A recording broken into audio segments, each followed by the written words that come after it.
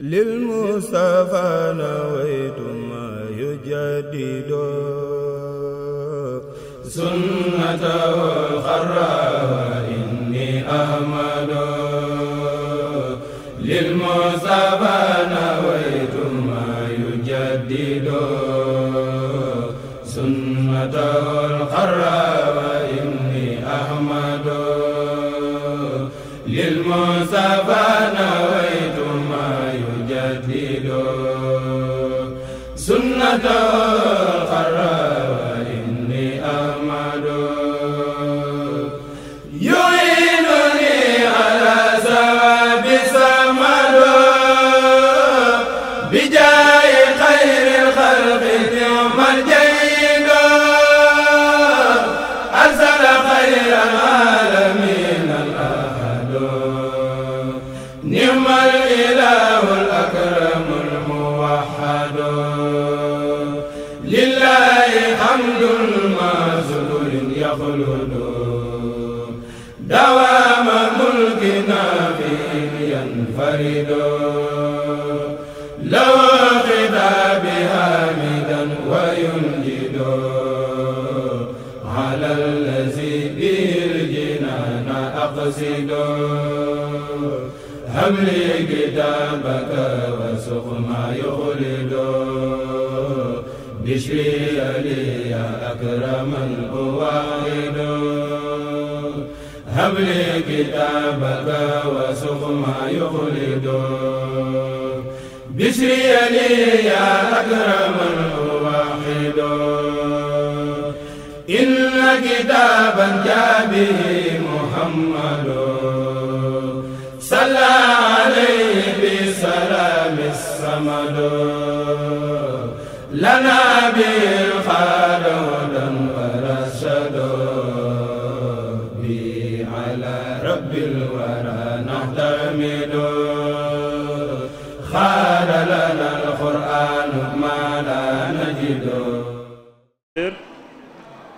Vous avez en face de vous et à vos côtés l'ensemble des écoles qui sont affiliées au centre d'excellence Serigne Mbacké Bousso. Les élèves, leurs professeurs ici présents, les membres du personnel administratif, les parents d'élèves et tous les collaborateurs de l'Institut Al-Azhar, je veux dire les collaborateurs de Serigne Mame-Mor Mbacké dans sa noble tâche. Excellence, Monsieur l'ambassadeur, tout ce bon monde a répondu à l'appel de Serigne Mame-Mor Mbacké pour participer à cet événement dont je vais vous présenter le programme. Après le mot de bienvenue du directeur de ce centre, Serigne Fallou Bousso Assane, nous aurons, Excellence, le mot de bienvenue de la représentante des élèves de cet établissement. Par la suite, Monsieur l'ambassadeur, si vous le permettez, avec votre permission, vous allez nous donner vos quelques impressions par rapport à cette visite, ou les opportunités ou les perspectives d'avenir que vous avez peut-être avec l'Institut Al-Azhar.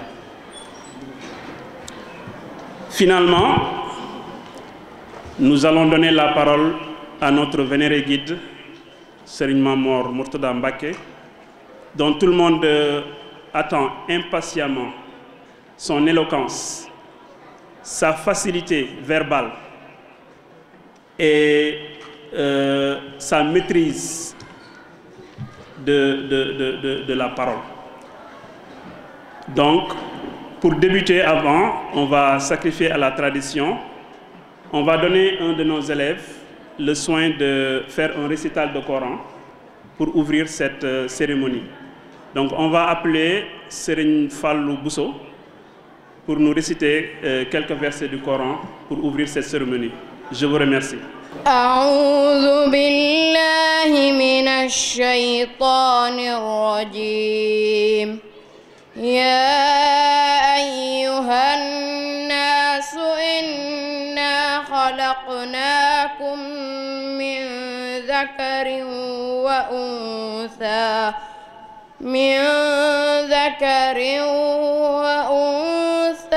وجعلناكم شعوبا وقبائل لتعارفوا إن أكرمكم عند الله أتقاكم إن الله عليم خبير.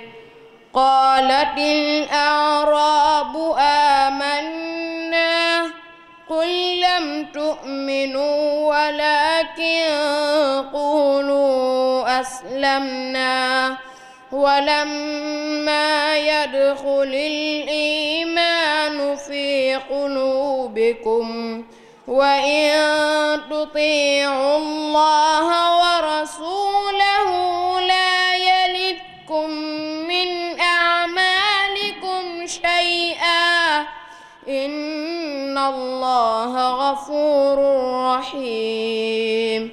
إنما المؤمنون الذين آمنوا بالله ورسوله ثم لم يرتابوا وجاهدوا بأموالهم وأنفسهم في سبيل الله أولئك هم الصادقون. قل أتعلمون الله بدينكم والله يعلم ما في السماوات وما في الأرض والله بكل شيء عليم. يمنون عليك أن أسلموا قل لا تمنوا علي إسلامكم بل الله يمن عليكم أن هداكم للإيمان إن كنتم صادقين. إن الله يعلم غيب السماوات والأرض والله بصير بما تعملون. صدق الله العظيم. من الشيطان الرجيم. بسم الله الرحمن الرحيم.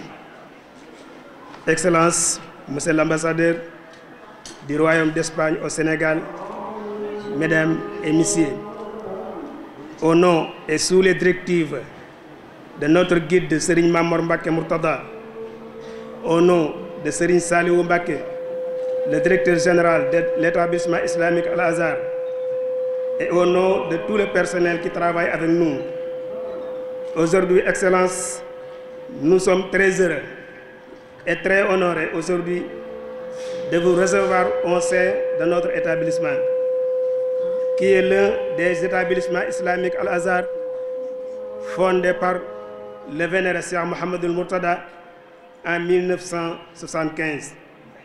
Cet établissement qui compte aujourd'hui des dizaines de milliers d'élèves, des centaines d'écoles et des milliers de professeurs à travers le Sénégal et partout dans le monde. Et grâce à ces écoles, Excellence, des milliers de Sénégalaises et des Sénégalais ont été formés et encadrés, qui sont aujourd'hui les leviers de cet établissement, mais qui occupent encore une place importante dans le développement de notre cher pays, le Sénégal, notamment dans le domaine de l'enseignement, l'industrie, le commerce, technique et autres.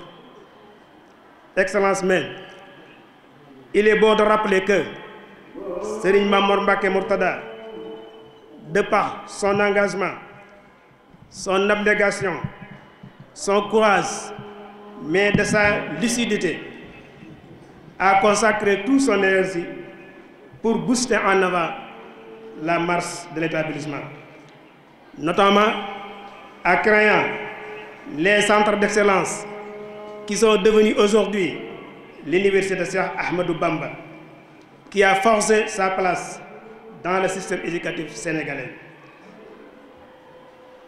Tous nos remerciements à notre partenaire principal, Cheikh Mbacké Seye, président directeur général du groupe Diplôme. À travers sa personne, on remercie et salue tous les partenaires qui soutiennent cette noble mission. Excellence, Monsieur l'ambassadeur, Mesdames et Messieurs, le centre Serigne Mbacké Bousso, qui a l'honneur aujourd'hui de vous recevoir ici, à leur école mère, Polaris Vite École, avec un effectif d'environ 3000 élèves. Et au nom de tout ce beau monde, au nom de toutes les personnes qui travaillent dans ce centre, Excellence, nous vous souhaitons la bienvenue. Mais, tout en chassant les liens historiques qui unissent le peuple espagnol, Al-Andalousie, et le monde musulman, mais sachant aussi le travail formidable que notre guide mène nuit et jour pour rapprocher les peuples, pour le triomphe de l'humanité. Ce triomphe qui est le garant d'une paix durable et définitive dans le monde. Excellence, nous nous profitons de cette occasion pour vous témoigner notre disponibilité à travailler ensemble avec vous pour le développement des relations entre le peuple espagnol et le peuple sénégalais, plus particulièrement la communauté mouride à laquelle nous appartenons. Nous terminons notre adresse en vous souhaitant un bon séjour au Sénégal, le pays de la Teranga. Que la Teranga sénégalaise soit avec vous partout dans vos déplacements dans le Sénégal. Mais encore, nous vous souhaitons la réussite de votre mission. Encore une fois, soyez les bienvenus. Merci beaucoup. Assalamu alaikum wa rahmatullah. Assalamu alaikum wa rahmatullahi ta'ala wa barakatuh. Serigne Mamour Mbacké Murtada, Excellence, Monsieur l'ambassadeur, Mesdames et Messieurs, les membres du personnel de l'Institut Al-Azhar, chers professeurs, distingués invités, mes très chers camarades, je tiens à remercier très chaleureusement chacun et chacune de vous au nom de tous les élèves de l'Institut Al-Azhar, Centre Serigne Mbacké Bousso, de nous faire l'amitié de votre présence en cette heureuse circonstance. C'est avec un réel plaisir que je prends la parole. D'abord, pour remercier Serigne Mamour Mbacké d'avoir porté son choix sur notre établissement afin d'accueillir avec les honneurs dignes de son rang son Excellence Monsieur Alberto Varela Gomez, ambassadeur du Royaume d'Espagne dans notre pays. Nous vous sommes très reconnaissants d'avoir bien voulu accepter l'invitation de notre guide et responsable moral Serigne Mamour Murtada, malgré votre calendrier très chargé. Il y aura tant à dire sur le rôle majeur et la contribution de l'Espagne dans la promotion de l'éducation dans le monde en général et au Sénégal en particulier. Mais permettez-moi, Monsieur l'ambassadeur, de m'en tenir simplement à la Déclaration mondiale pour l'éducation pour tous. Il y a plus de 40 ans, les nations du monde affirmaient dans la Déclaration universelle des droits de l'homme que toute personne a droit à l'éducation.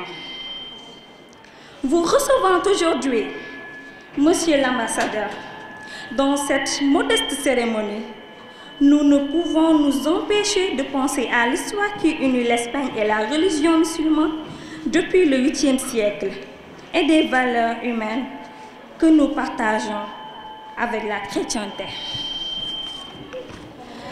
Je voudrais rendre un hommage solennel à Serigne Mamour Mbacké Murtada de sa générosité et sa capacité d'anticipation face aux nombreux défis auxquels l'éducation du Sénégal et des jeunes de Touba sont confrontés.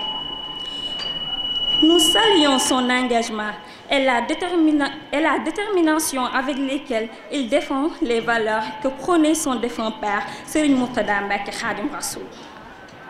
J'en profite pour saluer tout le personnel administratif, nos professeurs et parents pour leur dévouement et leur soutien sans faille. Monsieur l'ambassadeur, distingués invités, soyez assurés que votre visite dans notre établissement ne constitue pas pour nous une fin en soi. C'est une incitation à mieux persévérer dans nos études et devenir un jour des ministres, des députés et pourquoi pas des ambassadeurs de notre pays. Monsieur l'ambassadeur, je suis convaincu que le royaume d'Espagne, en votre personne, serait aux côtés de notre vénéré guide Serigne Mamor Mbacké pour l'épauler dans ce combat qui nous rassemble tous ici aujourd'hui, à savoir la lutte contre l'illettrisme et l'obscurantisme.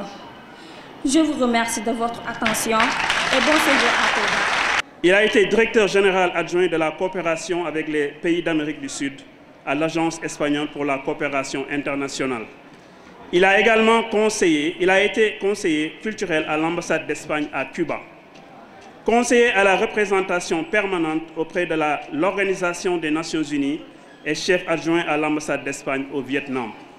Il a été directeur de la coopération avec l'Afrique et de l'Asie de l'Agence espagnole de coopération internationale pour le développement. Et depuis le 20 juillet 2015, M. Alberto Virella, que je vous demande d'applaudir, est ambassadeur du Royaume d'Espagne dans notre pays. Honorables invités, mesdames et messieurs, je vous prie d'applaudir et d'accueillir sur ce pupitre son Excellence M. Alberto Virella Gómez.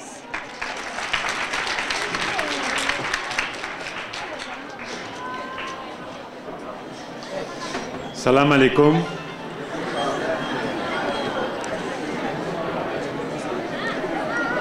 Serigne Mamor Mourtada, autorité, monsieur le directeur, les professeurs, les élèves, je suis vraiment touché, impressionné pour cet accueil chaleureux, extraordinaire que vous avez m'offert. C'est avec un très grand plaisir que je suis aujourd'hui à Touba, parmi vous, pour mieux vous connaître, pour que vous me connaissiez un peu plus. Avec ces mots qu'on vient d'entendre de présentation de ma carrière, bon, vous avez fait une exposé très longue, mais vous avez, je remarque ça, trouvé un trait d'union, un trait d'ouverture. Vous avez rappelé que je suis né au Portugal, donc pas en Espagne. Il y a déjà un mélange sur l'Atlantique, comme la côte du Sénégal sur l'Atlantique. Donc c'est peut-être cet esprit d'ouverture, de mélange aussi, de partage qui est dans mon cœur et qui vraiment m'a fait sentir une forte les chaleurs que vous avez transmises. Je voudrais ajouter aussi quelque chose qui n'est pas dans mon curriculum. Quand j'ai eu la possibilité de choisir, ou pas de choisir, mais de demander de devenir ambassadeur auprès de mon ministre des Affaires étrangères, j'avais la possibilité de nommer 5 pays, 5 ambassades de l'Espagne au monde, et de me proposer en tant que candidat. Et je n'ai que demandé un seul pays, une seule ambassade. C'était de devenir ambassadeur au Sénégal.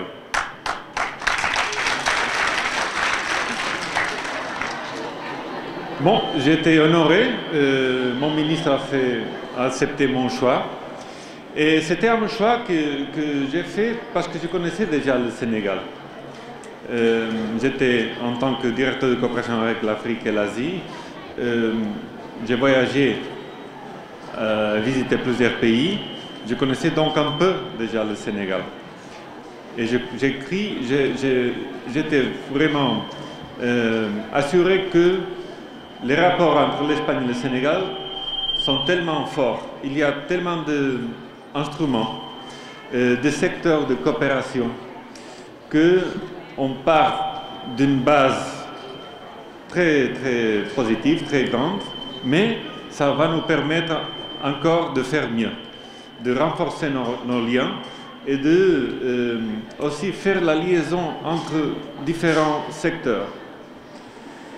C'est-à-dire, il y a l'éducation, il y a les rapports commerciaux, il y a des investissements privés, il y a des investissements publics, il y a des rapports culturels, il y a de la coopération dans le domaine du développement agricole, dans le domaine de la bonne gouvernance, renforcement des capacités des institutions sénégalaises et de l'État sénégalais. Et maintenant, qu'est-ce qu'on peut faire en plus? Bon, peut-être faire la liaison entre ces plusieurs secteurs, optimiser nos efforts, des efforts bilatéraux. Et aussi, on doit rappeler que les Sénégalais en Espagne sont une communauté très importante, très forte et très bien intégrée. Il n'y a pas de problème en Espagne avec les Sénégalais, comme il n'y a pas de problème avec les Espagnols au Sénégal. Nous sommes aussi des gens très bien intégrés. Bon, c'est pas difficile, c'est le pays de la Teranga. Et j'en vous remercie.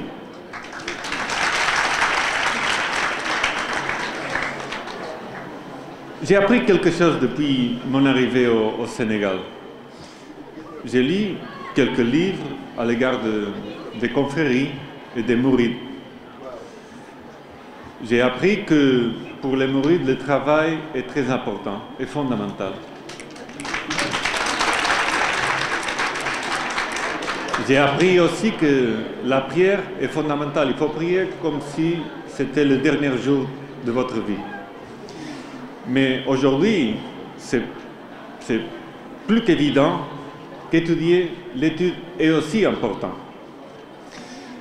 Être à ce centre d'excellence, Serigne Mbacké Bousso, et visiter, comme j'ai déjà fait avant d'arriver, 2 centres d'études déjà, ce matin, je vois comment vous attachez une importance stratégique à l'investissement sur l'être humain, les ressources humaines, l'éducation, préparer les jeunes, les filles, les garçons, pour avoir les opportunités qu'ils ont tout le droit d'avoir, mais pour ça, il faut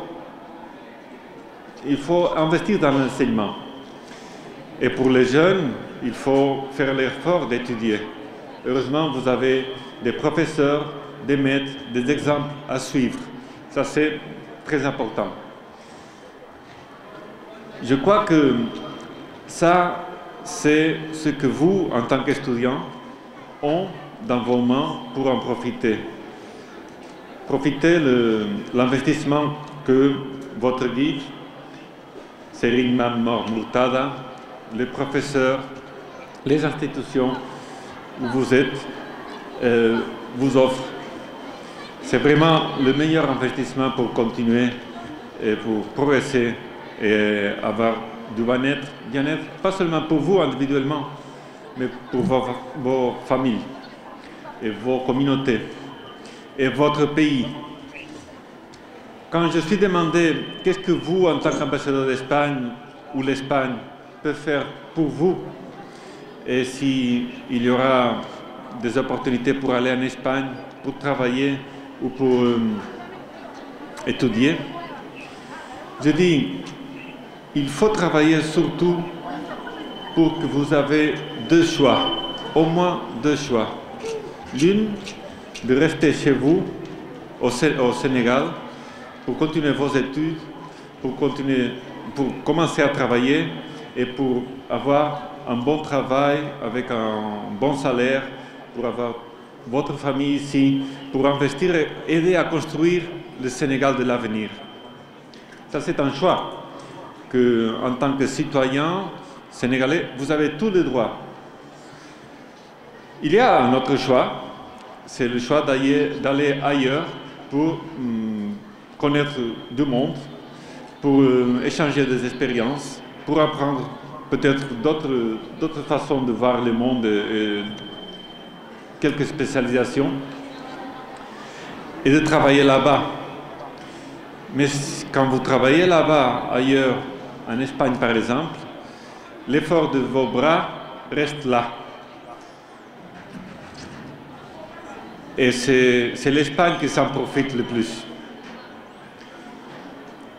C'est un choix, c'est peut-être le droit aussi de chacun en tant qu'être humain de ne trouver pas de barrières, de contraintes, de murs pour éviter la liberté. C'est un choix important. C'est une possibilité, une opportunité très importante. Mais vraiment, pour construire le Sénégal, construire votre avenir, c'est ici. C'est ici au Sénégal qu'il faut travailler. Et pour l'Espagne, je disais ce matin, nous sommes des pays voisins. Vous avez entendu la référence au détroit de Gibraltar qui sépare les deux continents, l'Europe et l'Afrique. Mais l'Espagne est plus proche que ça. Les îles Canaries sont en face de Sahara, du Maroc. Donc ça fait clairement de l'Espagne le voisin européen le plus proche du Sénégal. Et qu'est-ce qu'on attend des voisins? Qu'est-ce qu'on vraiment a besoin de voir chez nos voisins?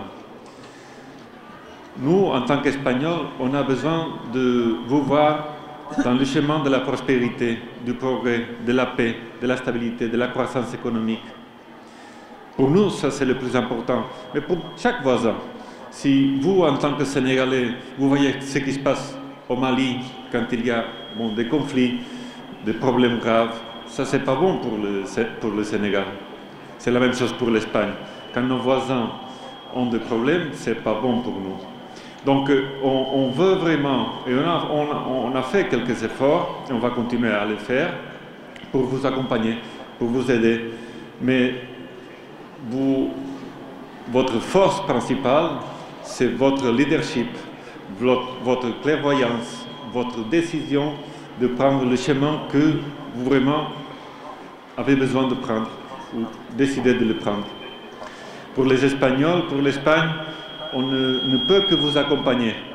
Et si quelquefois, ou dans le passé, quelqu'un a pensé qu'on a le chemin pour vous le raconter, on a les solutions à vos problèmes, nous nous sommes trompés. Ce n'est pas comme ça. Chaque peuple a le droit de prendre leurs propres décisions, de prendre leur propre chemin, et les autres de le respecter. Et pour l'Espagne, j'utilise deux mots en Wolof, permettez-moi de l'utiliser, c'est votre langue nationale aussi, que, à mon avis, explique vraiment ce que l'Espagne veut faire avec le Sénégal. Andando Jarigno. Merci beaucoup. Excellence, Monsieur l'ambassadeur, vous avez à côté de vous un homme de valeur, un homme de vertu, un homme, bref, un parfait éducateur.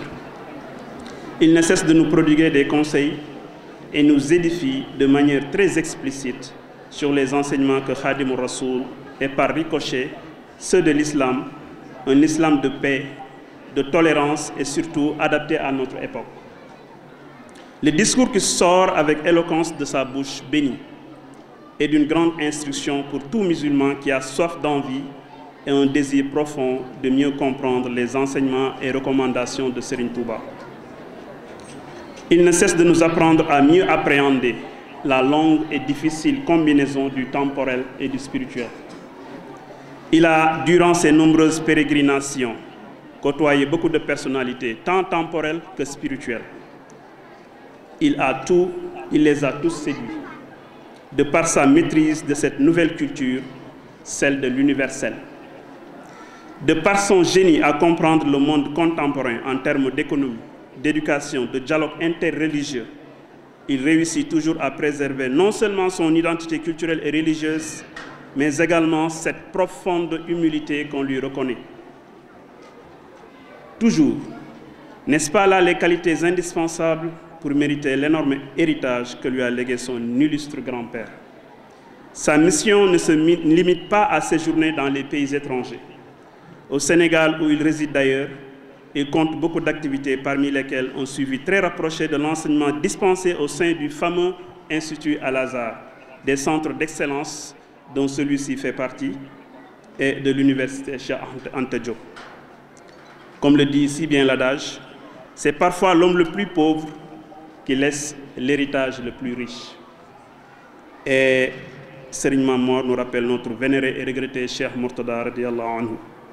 Il incarne à nos yeux le type de guide religieux témoin de son temps et qui ne cesse de promouvoir la paix dans nos cœurs, la tolérance dans nos comportements, le culte du travail parfait et la quête de biens bien acquis. Serigne Mame Mor, vous êtes un modèle pour le Sénégal et par là même pour tout le monde musulman. En tout cas, vous êtes notre modèle, car vous êtes en train d'étancher notre soif dans un pays aride de valeurs et d'exemplarité. Nous prions le bon Dieu, exalté soit-il, de vous protéger, de vous ménager, de vous accorder une longue vie et une santé de fer, d'être à vos côtés, comme nous le serons d'ailleurs avec vous, membres du personnel Al-Azhar, et pour toujours, partout où la mission divine et la perpétuation de l'héritage de votre grand-père vous conduira, Inch'Allah. Mesdames et messieurs, je vous prie de vous lever, levez-vous, et d'accueillir Serigne Mame Mor Mbacké Mourtada.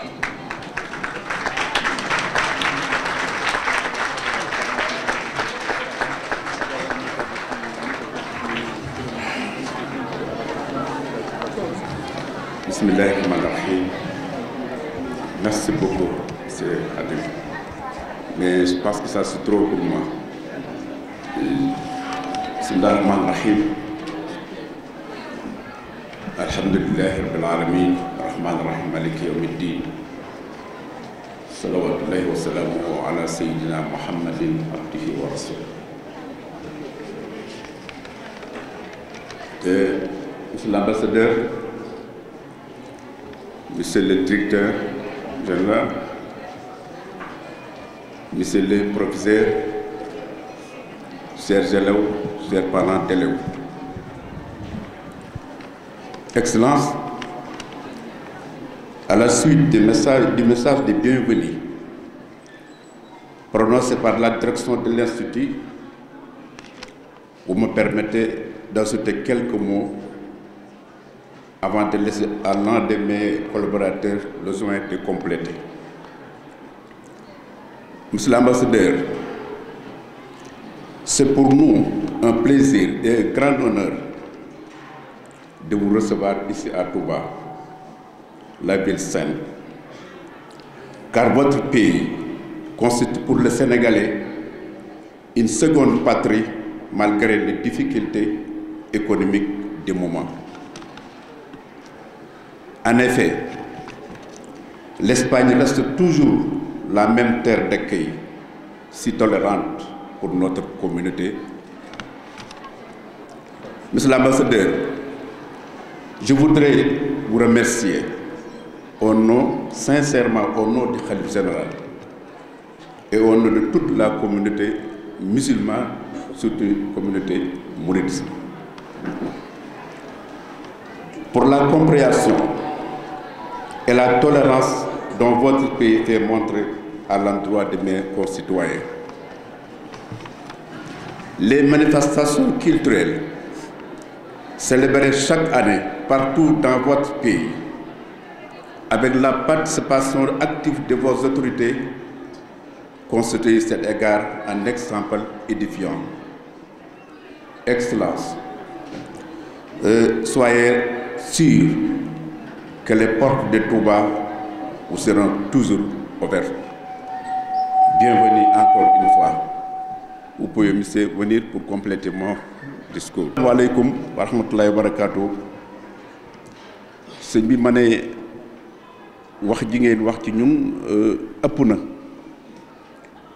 wante ñi ngi leen di xam ne loolu dina fas yéene nekk ab soññu incha allah kon ñi ngi nuyu directeur di nuyu jàngal ki professeurs yi fi nekk di nuyu élèves yi di nuyu parents d'élèves yi di leen xamal ne tey ñu ngi am gànnu ambassadeur monsieur Roberto mu fi ñëw fi tey di ambassadeur bu royaume Espagne ci Dakar defe naa ne lii mooy njëkku génnam ndax yàggagu fi mu am soxla mu am mbégte ci ñëw fi ñu wax ko mu ñëw ñu accueillir ko fii ci centre bi nga xam ne bu centre sëñ Mbacke Bousso la te sëñ Mbacke Bousso ku ne xam na ni mu demee ci yoon wi ak ci xam-xam ñuy sant bu baax discours yi ñu fi dégg yëpp tam lekk ci directeur bi ak ñi nga xam ne yéen ñëpp yéen fi wax ñu am ci xale yi tamit ñu xam ne ñun toujours li ñu bëgg rek mooy yéen ngeen xam ne ñoom pays Espagne dafa nekk pays boo xam ne bu jafe la ci pays tubaab yi ndax ñun fu nekk la ñuy dem waaye pays bu am tolérance na ñoom ak pays boo xam ne saa boo fa duggee da nga yeex a yëg ne yaa ngi nekk ci dëkku tubaab loolu mooy li fa ëpp kon ak ñëwam fii tey ñu ngi koy nuyu sargal di ko nuyu ci turu xalif général di Mouride ak ci turu jullit yi Sénégal yépp sax waxuma la communauté mouridisme ci dalal gi ñuy dalal ak muñ gi ñuy muñal set ci foofu parce que dëkk yu jafe la te ku ne xam na sunu sénégalais léeg-léeg mu am jafe-jafe yu bari yoo xam ne day gën di xool léeg-léeg du bàyyi xel leneen lu bari waaye teewul loolu yépp ñoom dañu muñ am tolérance ci ñun yaatal ñu gis ngeen lu bari ci bi ñu bari immigré yi nga xam ne dañu doon daw di dugg ci gaal yi mais boo demee foofu taxaw ba ñu leen taxawu yow da ngay sax tiit dañ leen di gàttandu di leen dugal ci ay néeg di leen dugal di leen toppatoo te duñ ci tàyyi duñ ci sonn te ñoo ko fa njëkk a def te booba jafe na woon loolu xëy na ak Italie kon loolu moo tax ñëw gii tey ñu bëgg ñu xam ne Al Azhar ak université Cheikh Ahmadou Bamba du ñaari xaaj dafa continuité la man maa waxoon ne nañu fexe ba yéen sunu doom yi ngeen bañ a génnati ndaxte dafa doon jafe te dafa amoon yu bari yuñ ci doon bàyyi xel te loolu am na ci lu bari loo xam ne ñëw na tey loolu moo taxoon ñu créer mu continuité ci Al Azhar ba léegi si sax étudiants yi nga xam ne moom la ñu état bi di jën indil dama koy wax ne suñu sañoon ngeen di ñu tànnal étudiants yi jóge ci bachelier yi jóge woon Azhar yàlla def na ñoom itam ministre de l'enseignement supérieur dana fi ñëw sax ci samedi bii ñu jëw rek incha allah waaye état Sénégal dañ leen di wax loolu ne leen bu ngeen ñu jox ay étudiants jox leen ñu bokk fii ñu jàngee Azhar ndax wax dëgg yàlla bi ñuy créer université bi Azhar a taxoon bëggoon ñoom ñu commencé bu ñu jàng di ndaw continuer fi bañ a am benn rupture ci seen diggante loolu moo taxoon ñu créer ko kon loolu moo tax ñu jàpp ne njaboot gi yëpp benn njaboot bi la kon fii tey buñ fi ñëwee defe naa ne war ngeen a xam ne amul xaajali ko war ngeen a xam ne tamit yéen suñuy doom yéen la ñu yaakaar ëllëg ndax fi jamono toll ku ci dimbalewul sa njaboot da nga ko sonal yow itam da nga sonal sa bopp kon nag loolu rek moo tax ñu gis ne nii ngeen defit nag gis nañ ci xalaat yoo xam ne ak wax yoo xam ne mësuñu koo xalaat sax xëy na sax ñun damay wax ne nit dëgg du wax ne kenn bett na ma koo gis rek respecté ko ba gis lu tax nga rek nga doyadil ko moo tax bett na ma ñun duñ ko bëgg di wax ndax dañuy jàpp ne lu ne war ngeen ko mën fu ne war ngeen faa mën a egg lu ne it war ngeen ko mën a xam mais li ñu gën a wax mooy gaawaayu egg foo xam ne xëy na loolu mën naa am mu tudd bett waayante du bett lu ngeen war te mën a def wala lu ngeen war te mën a xam kon ñu ngi leen di gërëm ci taxawaay bi jàngale ko surtout professeurs yi ak yéen encadreurs yi ndax li ñu fi gis ak organisation bi ak ni ñu def ñun ñëwuñu fi benn yoon ñëwuñu fi ndax li ñu fi gis bettuñu ci yéen kon nag ñu ngi leen di xamal ne Espagne tamit loolu la dañoo bëgg ñi nga xam ne ñëpp yàlla def na ñi am baccalauréat bu beneen yoonee ñi ngi am ak ñoom am nañu fi mu ne ay accords yoo xam ne ci wàllu journalisme la am na yuñ fi war a yóbbu sax ci wàllu ay yu bari ci wàllu technique loolu yëpp dañ ko bëgg di ko def bu ko defee nag moom mii tamit bala ñu dem danañu waxtaan ci yi nga xam ne yëpp soxla nañ suñu xale yi ngeen di fa dem moo tax góor-góoru leen te xam ne ñun fi ñu bëgg ñu jëm fa fu sori la xëy na loolu yàlla na ko yàlla def te jaakaar naa ne dana ko def parce que lii yëpp bañ ciy wax ba ñuy wax ci yéen seen tolluwaay bi ëpp na fanweeri at te booba du woon xëy na am na ci ñu ci juddoogul sax booba kon lépp loo xam ne nit da koy bëgg rek te yàlla tax yàlla rek moo ko cee gérer moo ko cee doy ko kon nag na ngeen góorgóorlu te xam ne ñëwam bii du lu tuuti ndax ambassadeur la moo fi représenté Espagne te Espagne dëkk bu am solo la te itam bëriwul dafa yëgaguma fu mu ko génne ci réew mi comme ni ko ambassadeur bu fi njëkkoon def kon nag loolu dafa wane ne ñoom te ñoom du ñu tâtonner du ñu làmbatu du ñoo xam ne da ngay jóg rek ne leen jóg leen ñu dem wala nga sol sa mbubb mu rafet wala nga sol kaalawu du xamuñu loolu lépp lu ñuy def ñun xam nañ ci bala moo ñëw sax dana xam ci ñun loo xam ne sax ñun xamuñu ko kon nag nit ki xam ci yow ba saa buñ ñëwee ci ñoom moo tax buñ leen fonkee nun leen fonki rek nañ ko gën a fonk ca biir parce que ka lay gëstu ba xam la ba nga jaral ko jóg te lu mu du def mukk lu mu xamut kooku lam gis ci yow ba tax nga jóg kooku defe naa ne kooku amulatoo ko njukkal lu dul sant ko kon ñi ngi gërëm ñëpp di leen gërëm xale yi di leen ngeen góorgóorlu te xam ngeen am ngeen chance bu bare lépp lu ci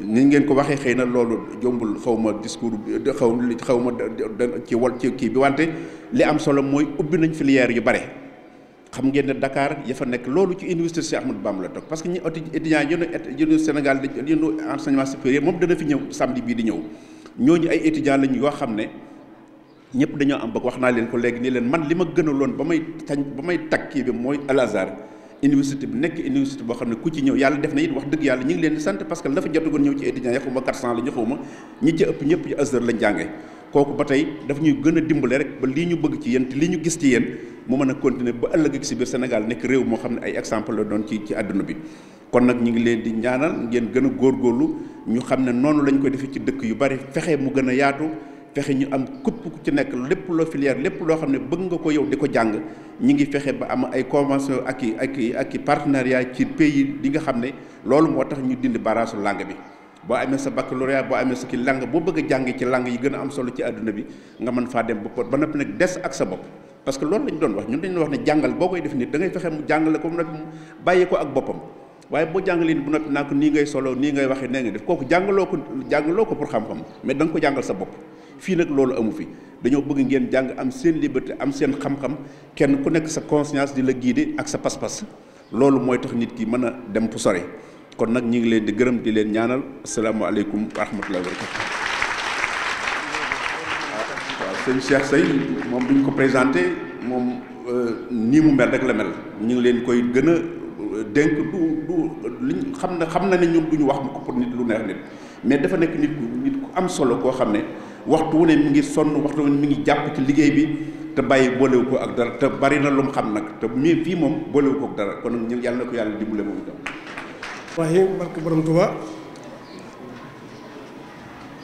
Excellence, vous allez aisément comprendre l'émotion qui est la mienne de prendre la parole pour essayer de compléter ou de commenter le discours de votre hôte aujourd'hui, en l'occurrence Serigne Mame Mor Mbacké Mourtada.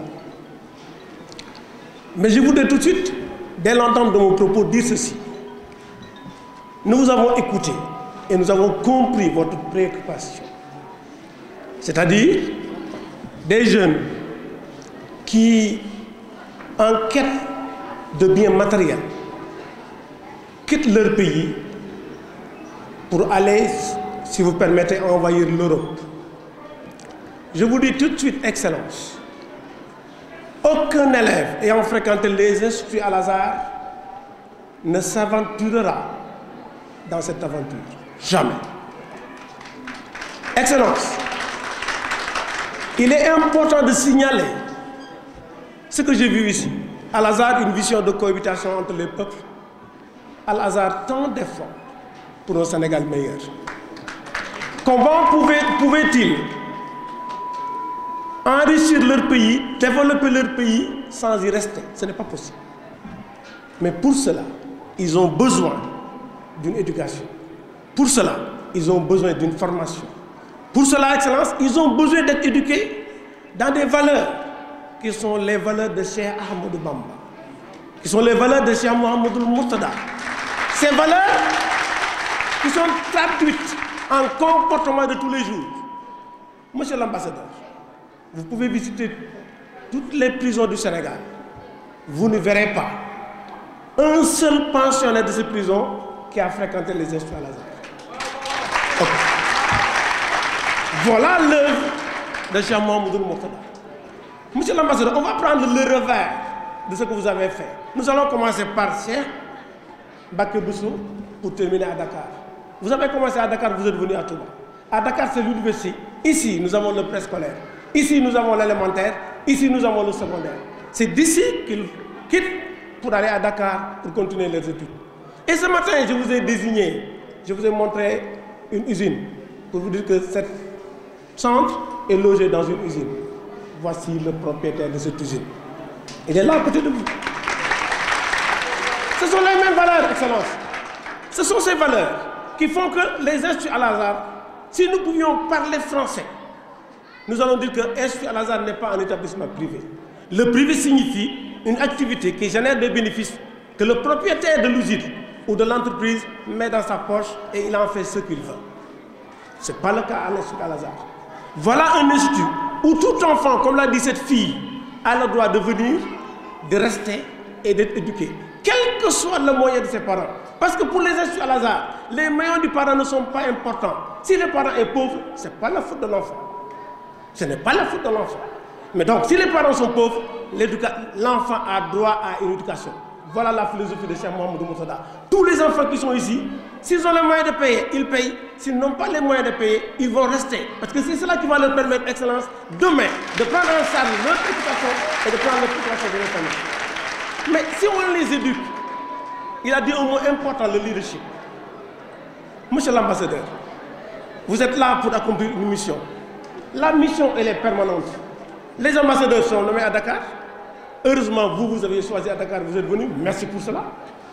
Mais vous allez partir ailleurs. Et nous vous le souhaitons. Nous vous souhaitons beaucoup de succès. Que vous ayez une promotion, que vous deveniez un plus grand homme dans ce pays.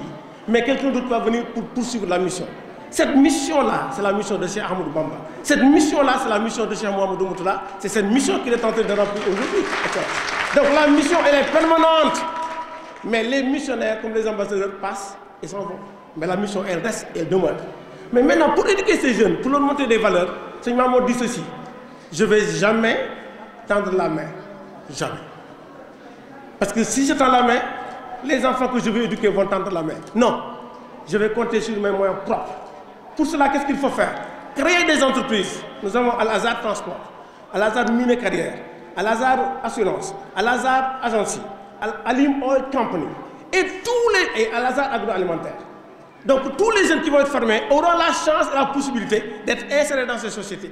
Qui pour travailler à Al-Azhar, qui pour créer son entreprise, qui pour demain aller étudier, mais pour revenir au Sénégal et développer son pays, impacter sur son milieu, impacter sur son devenir, impacter sur sa famille et sur sa société. C'est ça la philosophie.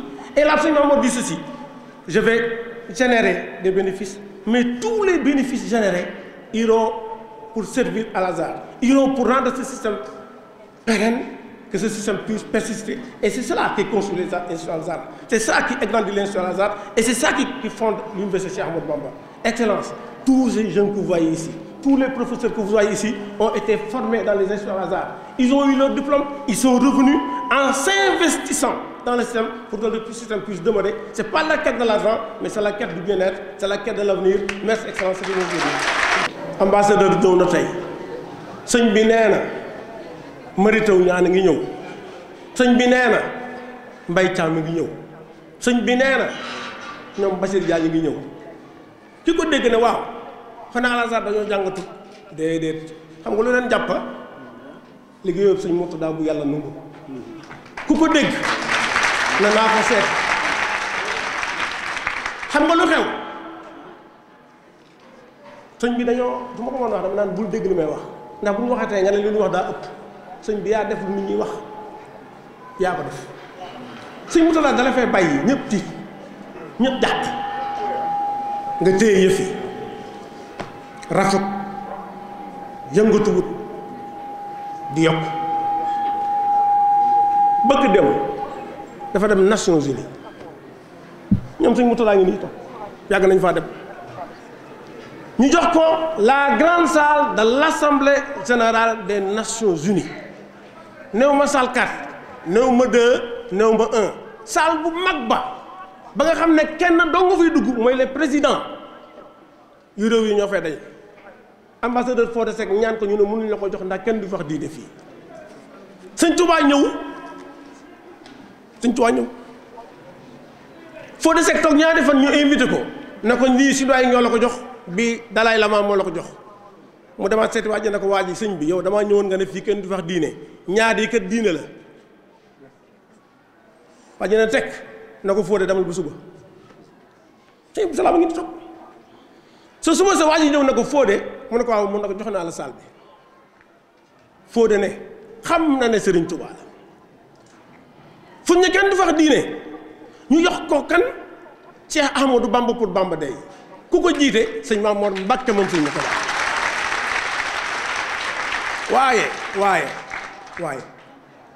bañ ko joxee mu ñëw la mu fa wax ba tey département d'État ñu ngi koy lijjanti bëgg dem dafa dem ci ambassade am États-Unis wallahi azim dafa ànd ak moom wàcc escalier yi gunge ba ci bunt bi sëñ bi ne ko baax na mu ne ko du ma yem fii ñu ñëw ci buntu beneen ba mu ne ko yemal fii mu ne ko dama yem damay dem ak yow ba ci mbedd ba nga dugg ci sa oto ndax yow bu ñëpp mel ni yow yàlla def diine ci àddina yàlla def jàmm ci àddina nit ñi dañu xam Serigne Touba ne Serigne Touba amul morom loolu jëm Mbàkke. Voici ce qui vient édifier les paroles de Djigal, que vraiment nous formons des jeunes aptes à devenir des citoyens modèles. Ce gouvernement qui a vraiment contribué à la réussite de cette cérémonie, en l'occurrence le coordonnateur Serigne Abdoulahad Diagne, le président Serigne Saliou Mbacké et toute son équipe pour cette belle et parfaite organisation. Nous remercions également les membres du Daïra Ansaruddin, en l'occurrence Serigne Mourtada Fall, Serigne Ibrahima Diouf et Khatfa Ndiaye, d'avoir contribué aussi à la réussite de cet événement. Mais mention spéciale à notre directeur d'école, Serigne Fallou Bousso Hassan, vraiment de montrer toujours sa disponibilité pour les manifestations qu'on organise dans cette école. Et au nom de tout le personnel, nous vous remercions vraiment, Serigne Fallou Mbacké. Maintenant, nous allons sacrifier à la tradition en recevant les prières de Serigne Mame Mbacké. Si monsieur le directeur n'a rien à ajouter, donc Serigne bi ñëpp ñu ngi lay tàllal seen loxo di sàkku ci yow ñaan. fi xayri ni'mal kitaabul afyadu radda makaari walila tarido baaxin bihi liyal muna yuxallido ayado ila siwana tatrudo bila imtihan qabla imtihan ma yarsudo yu'inuni ala sawabi samado bija